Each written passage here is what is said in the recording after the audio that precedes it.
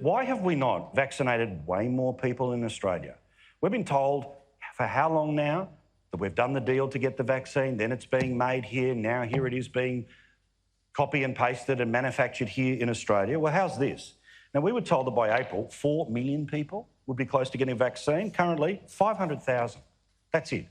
500,000 people. Now, before Twitter starts to go off and blaming ScoMo, you know and I know that they can give the vaccine to the state government, and then guess what the state government does? I have no idea.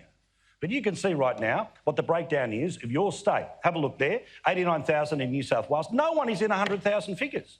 Unbelievable stuff. Good to see that there's 500,000 that have come through, but we need desperately more to avoid things like this. And by the way, those statistics are the only ones I can give you tonight because I can't break down how bad the Queensland government has been. Remember, bad information, bad contact tracing. I couldn't sleep at night.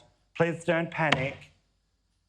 But you see, we do have this information. This was from the first week of the vaccine rollout. It showed that just 22% of all of the vaccines that the federal government made available to the Queensland government had actually been handed out to the Queensland people.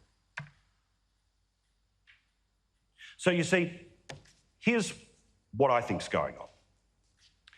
I think that they're panicking because they've talked a big game, they've been patted on the back for a big game, they've been given a free ride by the media for a big game, but they're not up to the big game.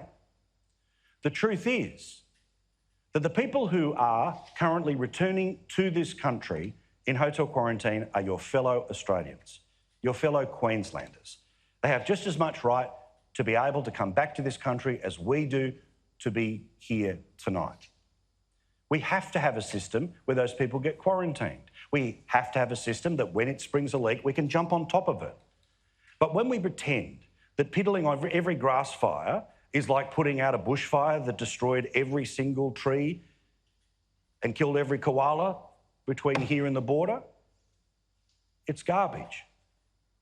There is a political element to this too, and there's no way to prove it, but there's one heck of a hunch I have here, which is that Annastacia Palaszczuk, who remember was using your taxpayers' money to get polling about borders all the way through the pandemic last year, that she and the political machine around her have learnt that one of the greatest gifts they can give to the Labor Party is to hurt the LNP in this state. That means they keep bashing their economy, because if you can keep selling to the people that we're the ones doing the good stuff on the pandemic, but it's the federal government that's responsible, despite the fact that it was the federal government that was responsible for places like Cairns being able to stay afloat because of JobKeeper. It needed to disappear so people would go back to work. Just like the Democrats ruined their economy to help get Trump, there will be Labor states that will try to do the same between now and the next election. But God help you if the reaction to that and the result of that is Albo as Prime Minister. Oh, and finally, Dr. Young, in between keeping us safe and giving the po-faced briefings and scaring the Premier with ghost stories that mean she can't sleep at night, perhaps you could pull back on some of the puff pieces that you've been involved with in just the past few weeks. You know, the one at the ABC, the most powerful person in Queensland, the one in the Courier Mail, the real Jeanette Young, the one in the Brisbane Times, who is the woman leading Queensland's fight against COVID-19.